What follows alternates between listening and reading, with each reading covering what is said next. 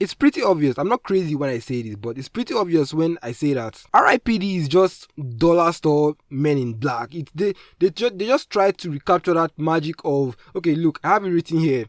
They are both films about a grumpy old man being forced to train a wisecracking rookie and introduce him to the world of renegade cops that fight supernatural criminals. It's the same movie. But just one is worse because it's a poor replica of the first one. And even outside of being a poor replica of a different movie, the movie doesn't make sense overall. We'll get to a lot of that later on, but for now, we need to focus on some comparisons. So in Men in Black, they fight aliens, and in RIPD, they fight deados. Those are like monsters that are dead people that are still alive for some weird reason. But in the Men in Black universe, they have these things called neuralizers, where they essentially erase your memory if you're a civilian and you've seen some alien stuff that you're not supposed to see. But here, there's no memory erasure system. It's just weird stuff just happens, and I guess that's just a part of the general public knowledge now. It's not, they don't even try and hide it, or maybe, oh, let's take this fight to an unpopulated area, or let's try and minimize damage or minimize exposure to the general public. They just let it happen, and after the fact, there's no resolution. They don't try to do a spin campaign or put out some news outlets or make the people that report it look like conspiracy theorists or try and sell a different narrative. It's just, nope, they are monsters and they attacked New York and we were fighting them, and that's it. So just fuck public safety and the psychological health of the general populace. That's what you're going with. Okay, there's this weird thing that the Men in Black movies did, where in this large world of secret agents and spies and officers and all this top, there are a lot of personnel there. You never see people outside of J and K, Will Smith and the old white guy in the field. They never call for backup. They don't just randomly run into officers or agents out in the field while they are running their own independent investigations. It's just two of them. But every time you go to headquarters, you see a lot of people in black suits, white shirts. Where are they? Are they all just always there? So the same thing gets replicated in the RIPD universe. But it's somehow worse, because on top of never seeing other officers in the field or calling for backup or whatever, in the finale, what are their names again? Roy and Nick. Yeah, Roy and Nick, they go to Boston, right, for the final third act climactic battle, and then behind them they have 4 more officers. 3 of those 4 officers get killed. Okay, no problem, cannon fodder, disposable. Then they go back into the shop where they do that teleportation thing, and then we look in the shop, then we see 6 more officers, so they have backup. We see them, then throughout the entire third act final battle, we never see them again. Outside of this very shot you're looking at, we never see them again. Where did they go? Did they die? Did they run a separate mission? Did they go do something in the background that aided our heroes to complete their mission? Did they self-sacrifice? What happened to them? And to make it even worse, there's a scene in the first act where I guess some deados are really moving into Boston, so there's a traffic of monsters and deados and all this stuff, and then they're sending out more and more cops outside into the real world to deal with the traffic so that they don't harm humans or whatever the fuck they want to be doing. But then that happened in the first act of the movie. From that point, our main heroes Nick and Roy continue to be in the real world. They never interact with any of those cops. They never report to any of them. Never get any of them for backup. We never just see them again. That's just a thing that happens. It's never referenced again. And let's get into the interpersonal dynamics of our 2 main characters. So I don't know why. I have no idea why this is the way it is. But the newbie, Nick, the rookie, the guy that literally just started, this is his first day, just manipulates Roy for the entire stretch of the movie. I have no... Okay, so after that first mission, right, they come in, they catch a deado, he has some gold, they confiscate the gold, but the gold reminds Nick of some gold he saw with his partner earlier before he died. Cool. So he wants to investigate and figure out what's going on. Roy doesn't care, couldn't give a shit. He wants to just move on to the next thing that they're supposed to do and, keep it pushing. So Nick comes up to him and is like, the best fucking cops that I know, they all have a nice informant, and you can't be a top cop in the world if you don't have an informant. I think that you could help me with that. You know why? Because every great cop that I've ever known has their own informant. Big Roy, he's got to have one. And then he just blatantly plays with his ego, and then Roy just leads him to his informants doing the thing that he doesn't want to do. You want an informant? Big Roy's got the best informant. And then while Nick is interrogating informants, he brings out the gold that's supposed to be in evidence. They had like several rugged, jaggedy pieces, but Nick has one now. Roy calls him out, like, that's meant to be in evidence. And then Nick again is like, aren't you supposed to be some renegade cop? Why you ease up on the rules, bro? What you doing? And then Roy is like, okay, go do what you. And it's like, no, why is this happening? First of all, Roy is from the 1800s. He's older. He has lived way more life than Nick ever has. He has lived way more dead life than Nick ever has, and on top of all that, he has more experience in the RIPD. So why is some wisecracking rookie pulling his strings like this? Why is that dynamic this? Why is there's even a scene at the end before the third act final battle where Nick and Roy have gotten suspended because they cause all this chaos and commotion in the city that everybody sees now, and they get the general pop just know they are monsters and Dedo's alive, whatever. So Nick obviously wants to. It's not obvious. We don't know why he's the good person. They don't have character arcs. They're just literally the same person. They don't have character arcs or character motivation. They just do things because I guess the plot wants them to do those things now. So is it time for the final act or that final battle, and the plot wants Nick to be the hero and come and save the day? But Roy couldn't give a shit because he's old, he's senile, he's prideful, he doesn't want to. They suspended him, so if they want him to come and do the things he's supposed to do, they have to come and beg him. He literally says this: they suspended me, if they want me back, they have to come beg. They want me back, they're gonna have to beg. Nick basically says, hey bro, don't be a bitch. I'm gonna go save the world. You gonna come save the world with me, or just gonna sit here and keep being a bitch like the fucking bitch that you are, you fucking bitch? I'm not gonna take this lying down. You gonna sit there and mope?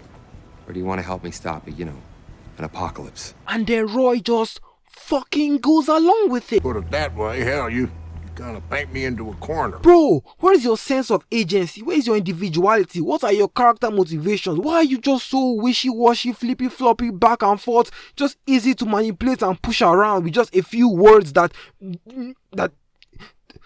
Going back to Men in Black with with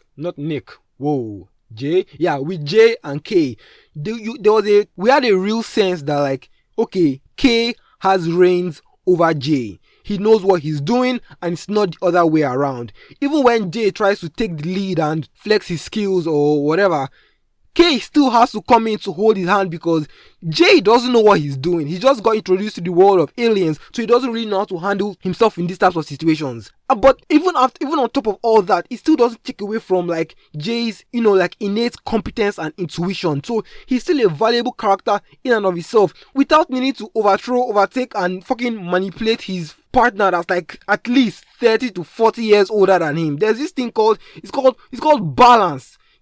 People can be competent without needing to completely override the other character. What are we doing here? Then there's this lady that they report to. Her name is Proctor.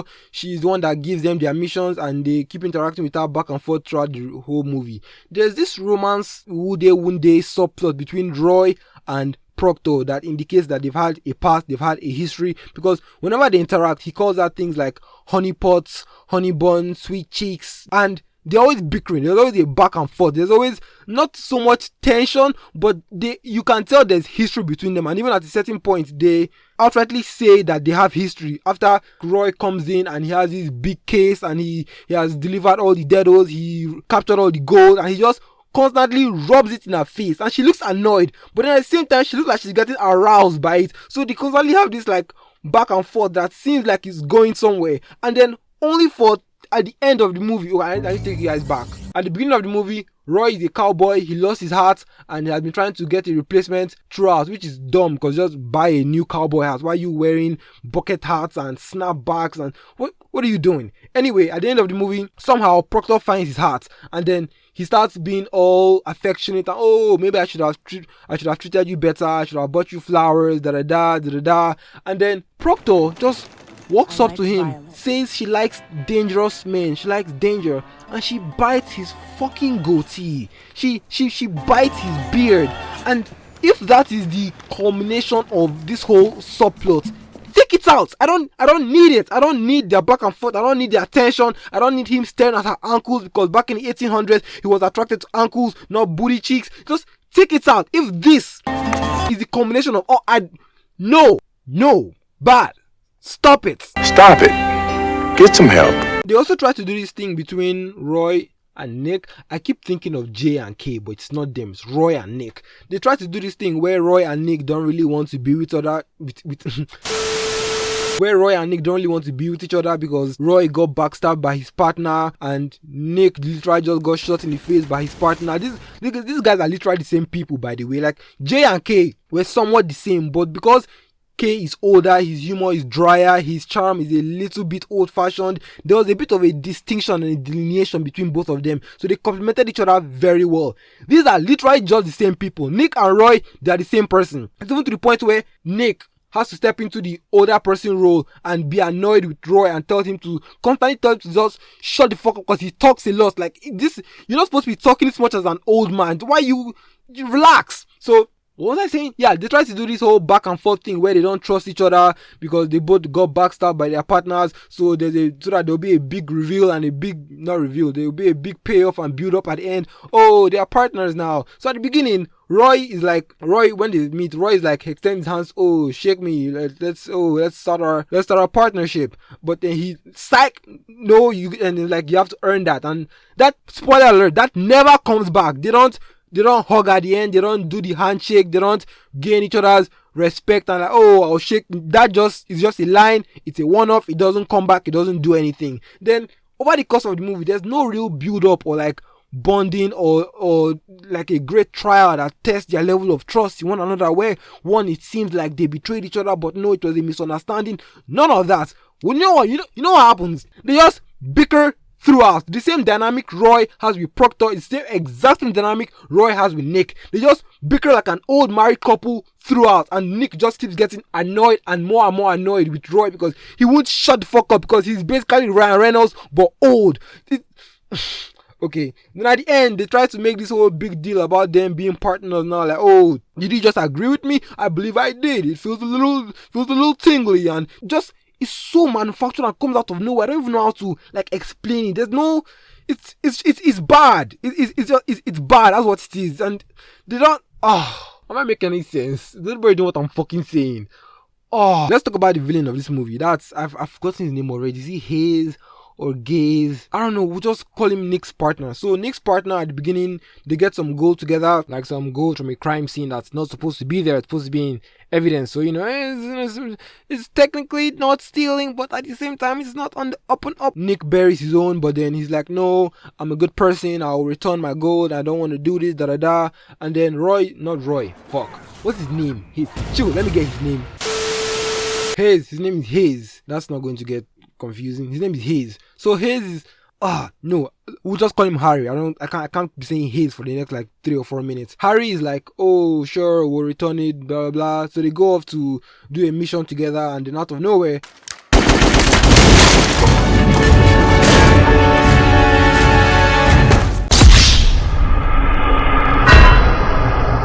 Harry shoots Nick in the face and like, I guess you're dead now, bro. So when Nick teams up with Roy in the RIPD, they find the gold that him and his partner Harry were doing together, and then they start, following the trail of the gold. And then we find out that, Harry is actually a deado. He's not a real human being. He's had a charm that was keeping him human for a while. Not human, hiding his death stench or whatever, so he wasn't popping. And actually, he's reporting to this big fat Elvis guy that just gets zero characterization, no arc, no nothing. He's just a fat guy that is, I guess, is in charge of all the deados for some reason. And what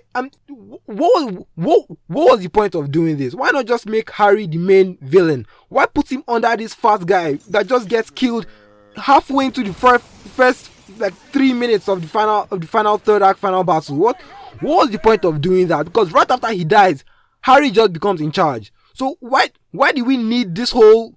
Why? Then right at the end of the second act, just the most foolish thing that this scene is just the definition of plot armor, the most obvious exemplification of the term plot armor, because Nick and Roy figure out that Harry is a deado, so they capture him, they bring him back, they get more of the gold, and he has an artifact whatever. They put him in holding, he's about to go to prison or hell or judgment, whichever one. It lights out, they got him, it wraps. Good work, everybody. So they are there, right? They're a bunch of deados, and then they bring in an artifact that Harry carries with him. A previous deado was handed an artifact earlier in the movie. He is there with his own artifacts. So when Harry comes in with his own artifact, they combine together and they do this thing where they release a frequency that deados can't hear. So it freezes everybody except deados. Everybody is frozen. This is basically super speed. Everybody can move except all the deados can move except everybody else. So they go in, they get the gold, because okay, have I mentioned the plot of this movie? They need the gold to build a, what's it called? Jericho, a staff of Jericho. That's the thing. They need to build a staff of Jericho, which is a device that's going to reverse the polarity that takes you to Judgment Day and brings all the deados down. So the dead will rain down on Earth and they'll have a party or like whatever the fuck. So he's there. He has them trapped. They are frozen in time. He can't move. They can't move. They've gotten their gold. They are going to go out there to go and fulfill their mission and do, what needs to be done. What I don't understand is, why didn't you just kill them? Why your main antagonists in this story, the people that are going to try and stop you from achieving your goals, why not kill them? They are frozen, they can't do anything. There's guns all over, there's guns in their hands, there's guns in the armory, you have your own personal guns, there's guns all over the floor. Pick a gun, shoot them in the head, they disappear, and that's it. What? No? Okay, cool. Maybe you have sentimental value with them, you want to play a little with them. Sure, whatever, do you, bro. But a counter argument, why not destroy their armory? Why not take away their guns? Why leave them alive, then leave them with their guns? The thing that they're going to use to try and kill you to stop from achieving your mission. No, you're going to leave them with their guns. Oh, okay, we leave them alive, leave them with their guns. Okay, that's cool.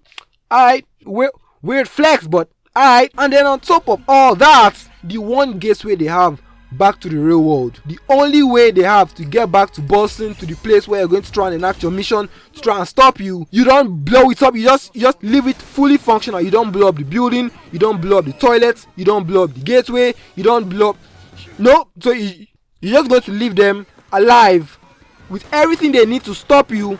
And that's alright. Me personally, I wouldn't be that fucking dumb, but oh god, I'm so tired. I'm so fucking tired. I'm tired, bro. Oh, this movie is bad. This is bad. I don't like this.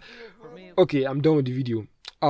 Subscribe to my Patreon for Weko's Echo. That's my Patreon exclusive weekly podcast where I review movies, I answer your questions, and I react to Reddit stories. Yeah. Well, this was fun.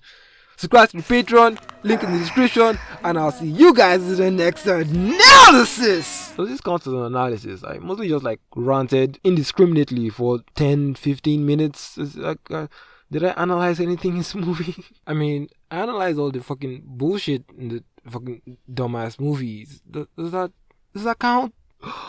Oh god. No! God, please, no!